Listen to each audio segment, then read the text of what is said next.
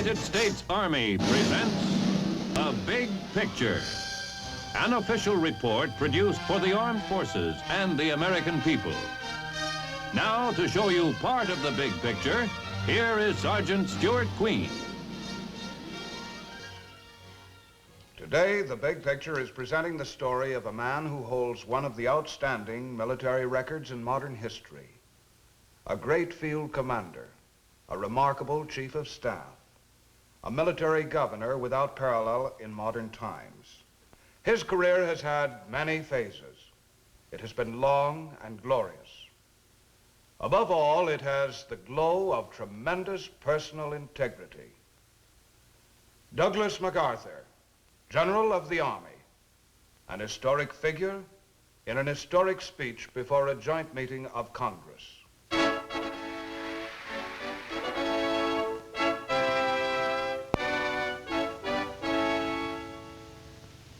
I am closing my 52 years of military service.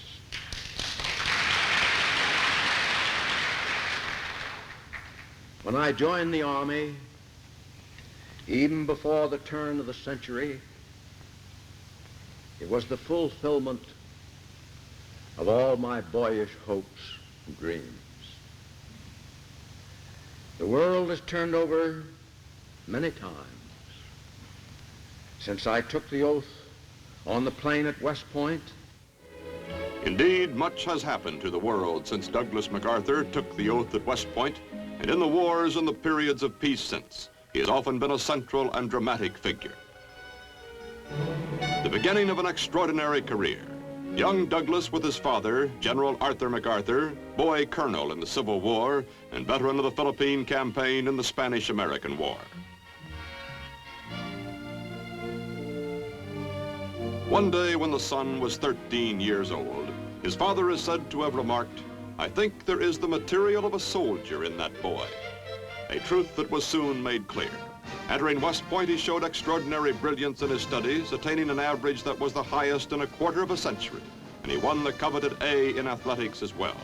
25 years later, he was to lead the American team in the World Olympic Games.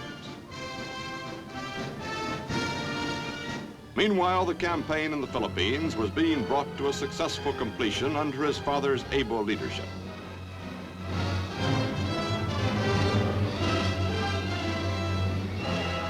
The son was eager to visit these battlefields, and after West Point, his first assignment was to survey areas of these islands. One of these was the Bataan Peninsula, where he was to fight many years later in a desperate but heroic struggle. During the following years, Lieutenant MacArthur had opportunities to study the entire Far Eastern area, gaining an insight into the attitudes and feelings of peoples hardly known by the West.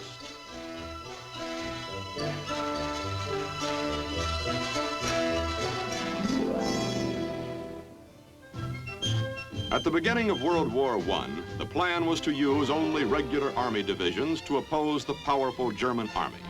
Meanwhile, outside these divisions, America had many trained and able men. A proposal for a new division of National Guard units from as many states as possible was vigorously advocated by a Major Douglas MacArthur. Said he, "It will spread over the whole country like a rainbow." The idea for the Rainbow Division, the 42nd, was his, and he worked constantly to see that the division was well trained and equipped for the raging battle that awaited it in France.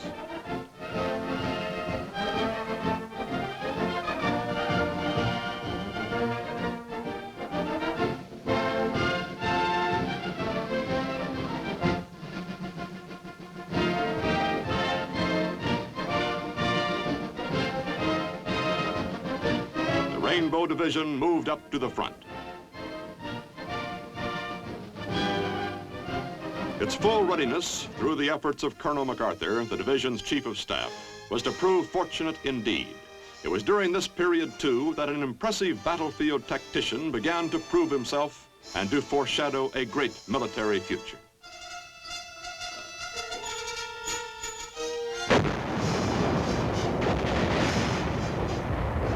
Soon known for brilliant decisions on the battlefield, Colonel MacArthur was also to gain a reputation as a man who faced danger completely unafraid. Before long, he was in command of the Rainbow Division, the youngest American division commander in the war.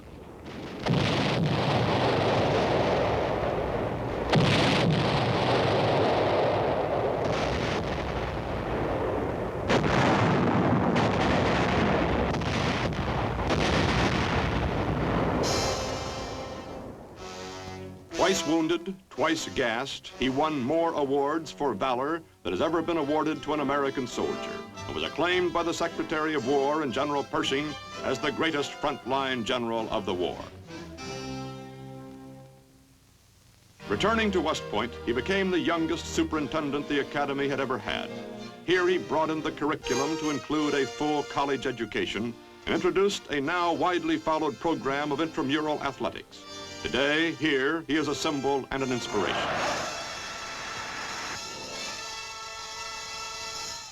In 1930, MacArthur was appointed Chief of Staff with the rank of full general.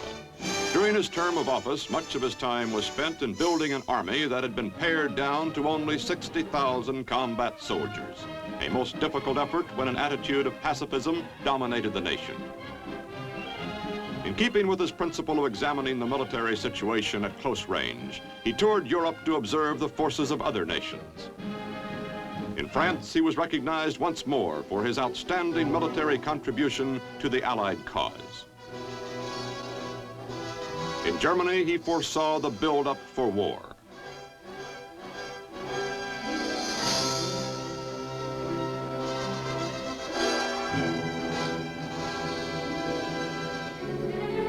Back home, he begged his country and Congress to realize that the United States was in danger. As Chief of Staff, he foresaw the need for a new type of army, mechanized, mobile, and insisted that our defense force become capable of rapid expansion. Recognizing his abilities, President Roosevelt broke precedent by reappointing the youngest Chief of Staff we have ever had to a second term.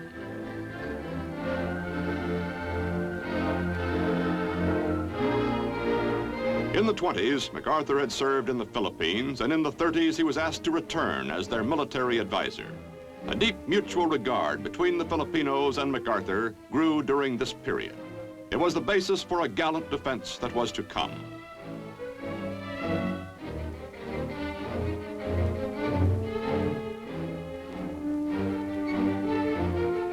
In 1935, he began a 10-year plan to build up the defense of the Philippines. In World War II, it was to be these forces that MacArthur would lead in a desperate fight, and on this ground.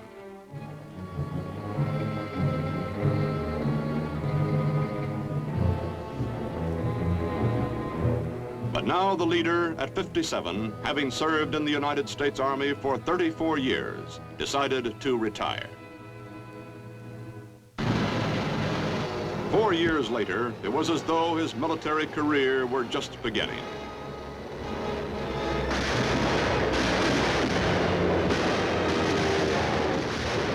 A few months before the attack upon Pearl Harbor, MacArthur had been recalled to active service in the Philippines. On the day after Pearl Harbor, the Philippines, too, were under attack.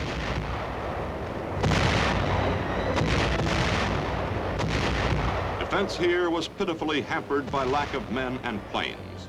With his knowledge of past campaigns, particularly those of his father in this very area, MacArthur withdrew his meager forces into the mountains of the Bataan Peninsula.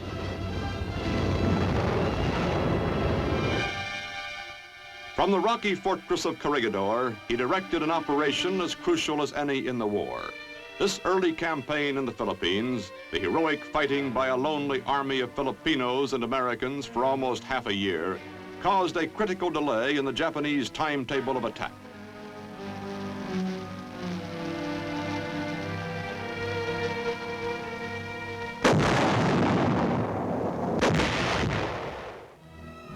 Back at home, the leader of the first desperate ground fighting became a symbol to a nation just beginning to gird itself for all-out war.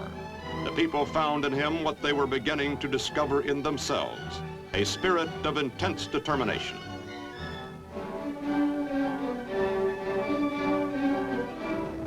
Suddenly, MacArthur was ordered by President Roosevelt, who regarded him as our greatest general, to leave to carry on the fight from Australia.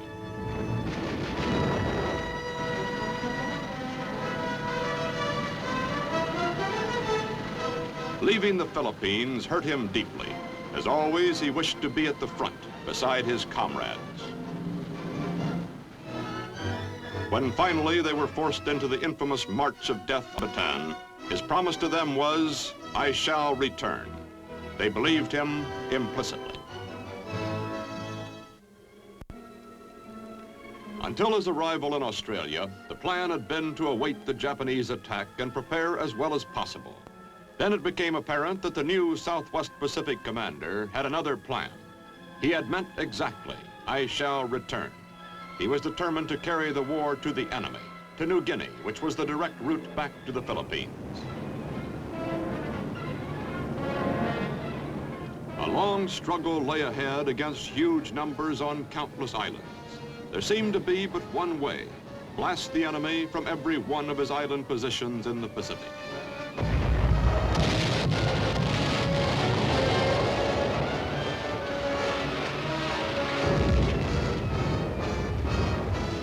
Victories came, but they were costly. Was there some other way? Knowing the area, knowing the enemy, utilizing all our air and naval skill, the commander developed his plan to capture only a few key positions on the way to the Philippines. Now, against these key positions, the pattern of attack. First, heavy preparatory fire to soften up the objective.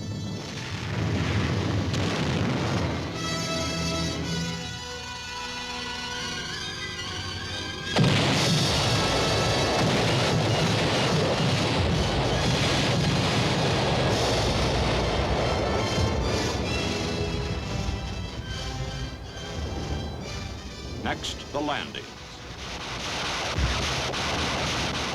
These were varied, unpredictable.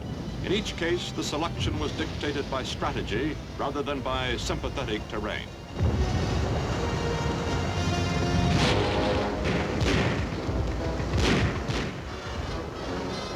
There were many beaches. Some were ideal, hardly more than a matter of getting one's feet wet. Meanwhile, the gain was tremendous, the enemy never having expected us to come ashore here. There were other shores, many of them wicked.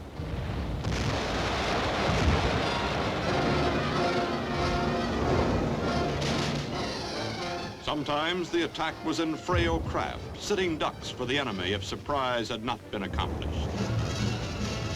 On another beach, amphibious tractors. Continually the envelopment, the flank attack, decisions, difficult ones, boldly made based upon unique knowledge and experience. In addition, a mastery by MacArthur of combined operations of the three arms, the key to modern warfare. Leaders and men shared the glow of victory. Losses on the Allied side were relatively small since damaging frontal assaults were avoided. But thousands of Japanese, prepared to fight to the death, were rarely given this opportunity. Although many were captured, thousands more were isolated, their supply and communication lines destroyed. In the words of the strategist who conceived and carried out the plan, the main body of the enemy was left to wither on the vine. To the outside world, to many who saw the newsreels, the progress being made by the general was admired and applauded. But to those who understood MacArthur, they saw beneath every move his determination to return to the Philippines. This to him was a moral obligation. These islands, a second home and a place where he had left his comrades, were to be the springboard for ultimate victory over Japan. Invasions in the Southwest Pacific continued. To the commander, these hard-fought steps zigzagging along the coast of New Guinea were preliminaries, necessary ones. Finally, having gained the northwestern end of the island, with thousands of the enemy bypassed, there was no question in his mind as to the next objective.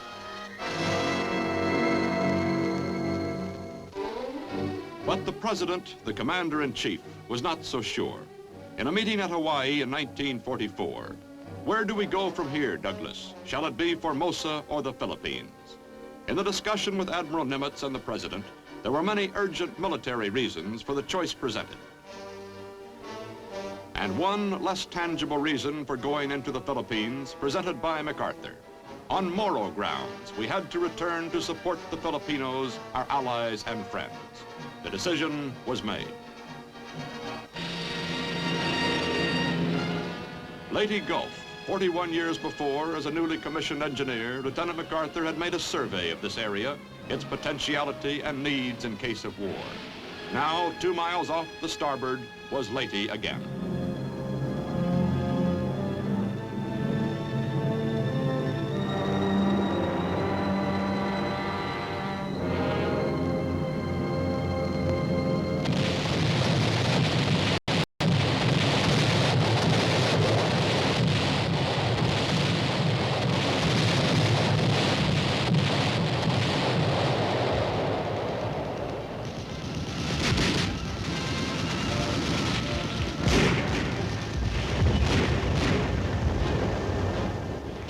Once more, the enemy had not been ready for an attack. The commander watched with growing gratification.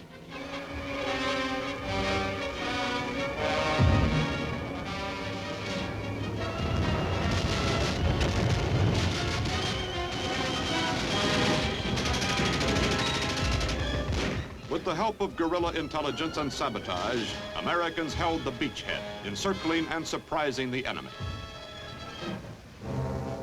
Now on the beaches of Leyte, a seemingly limitless supply of LSTs, men, and equipment, the result of carefully laid plans.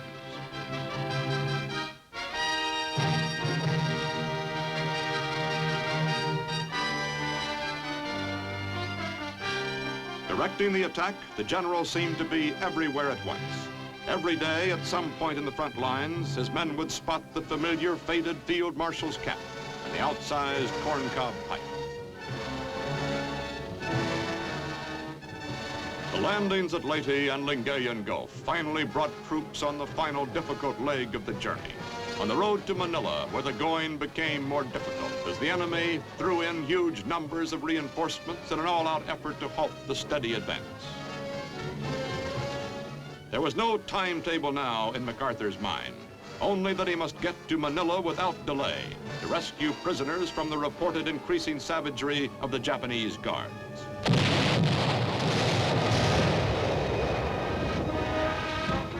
In Manila, the fighting was block by block.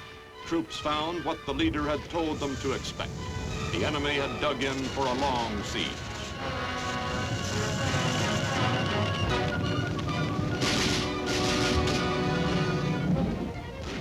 To the general, this was the return. This was the climax of the mission to which he was so deeply dedicated. And now, Corregidor.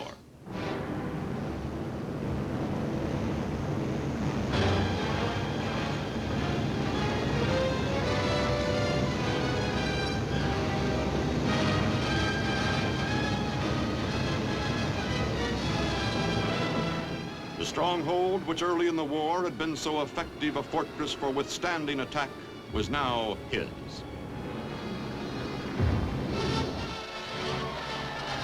Finally, while civilians celebrated joyfully at one end of the city, and the enemy still fought bitterly at the other, MacArthur entered Manila.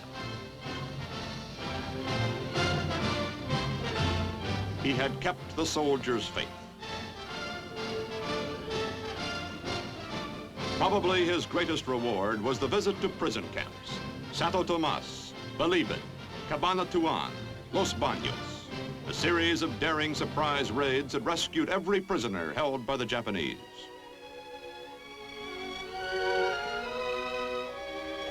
I'm a little late, he said, but we finally came.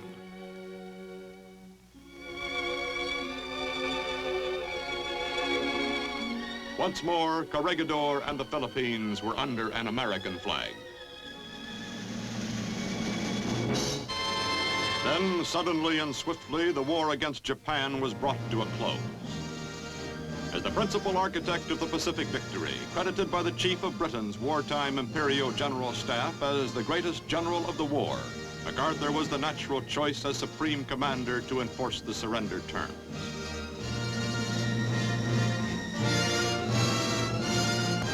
Aboard the battleship Missouri, an awesome ceremony was to take place, one which reflected the deep awareness of a great soldier, his understanding of war and peace, and the historic moment that this was. It is my earnest hope, and indeed the hope of all mankind, that from this solemn occasion, a better world shall emerge out of the blood and carnage of the past. A world founded upon faith and understanding.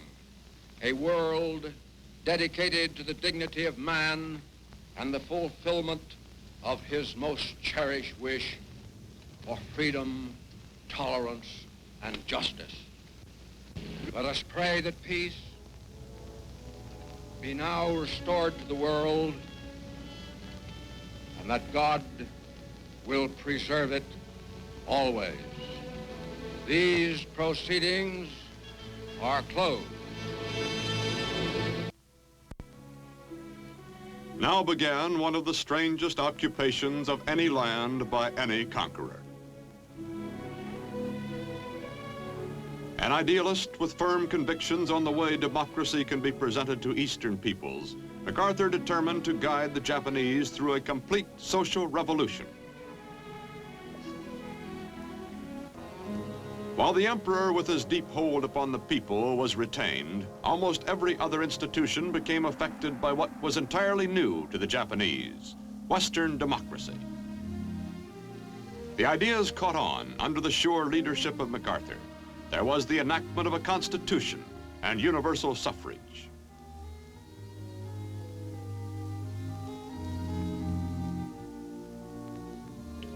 The National Diet, highest organ of state power, became responsible to the people. Monopolies were broken up. Land reform was instituted, which transformed tenants into owners. These rural capitalists became a strong bulwark against communism. In Japan, the social reforms urged by MacArthur proved one of the most successful experiments in history.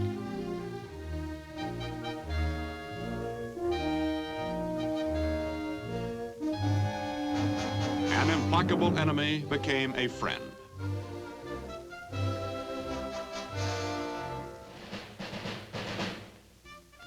During the occupation, the people took him to their hearts, and his family as well. His wife, she who had been beside her husband at Corregidor, and their young son, Arthur. The work of reform was going ahead when suddenly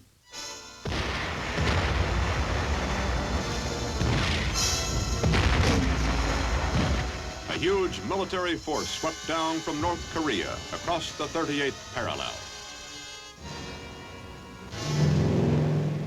Handfuls of Americans serving as occupation troops in Japan were flown into South Korea in a rapid show of strength aimed at showing greater resources than actually were at hand.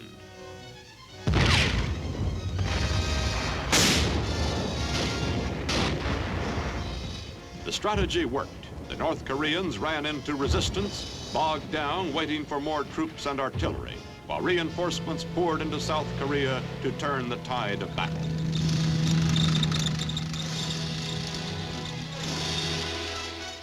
During the ensuing months, General MacArthur guided the war as Commander-in-Chief of United Nations forces in Korea.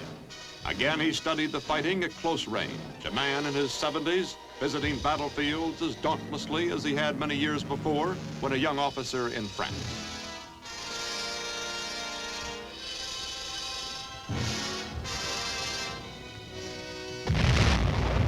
Then came the daring amphibious attack at Incheon, behind the enemy's lines on a shore that others had declared too risky.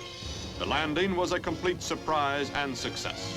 The North Korean army was demoralized. The victory has become recognized as a masterpiece of strategy. Seoul returned to its rightful inhabitants. There had been a long line of cities and towns returned under MacArthur's leadership. It was at this time that President Truman cited MacArthur for his vision, his judgment, his indomitable will, his unshakable faith. The Korean War continued northward. The orders were the destruction of the North Korean armed forces. And then the Chinese communists entered the conflict, posing new questions in Washington, not only military, but political. While carrying out what he considered to be his duty as Supreme Commander, the pursuit of victory on the battlefield, General MacArthur came into conflict with those he served. His long and distinguished military career was suddenly brought to a close in an official order from the President, Commander-in-Chief of the Military Forces of the United States. He was homeward bound for the first time in 14 years.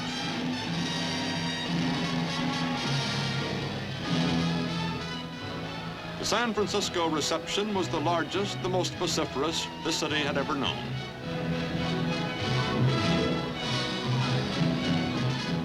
The hero was home from the wars at last and deserving the deepest respect and gratitude of the people he had served. In the midst of the ovation, the husband graciously acknowledged that he had not stood alone. That this is not only my beloved wife, but my best soldier. In the nation's capital, greater than all the medals and honors of his career, was this final tremendous tribute. And then General MacArthur stepped down from the great panorama of history in which he had figured so brilliantly, with a soldier's words spoken from a soldier's heart. The world has turned over many times since I took the oath on the plain at West Point, and the hopes and dreams have long since vanished. But I still remember the refrain of one of the most popular barrack ballads of that day, which proclaimed most proudly that old soldiers never die. They just fade away. And like the old soldier of that ballad, I now close my military career and just fade away. An old soldier who tried to do his duty as God gave him the light to see that duty. Goodbye.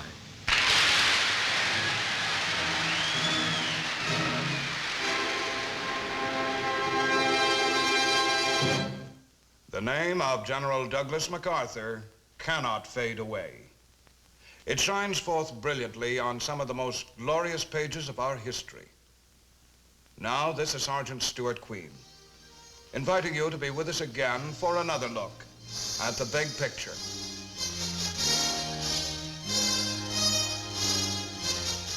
The Big Picture is an official report for the armed forces and the American people. Produced by the Army Pictorial Center. Presented by the Department of the Army in cooperation with this station.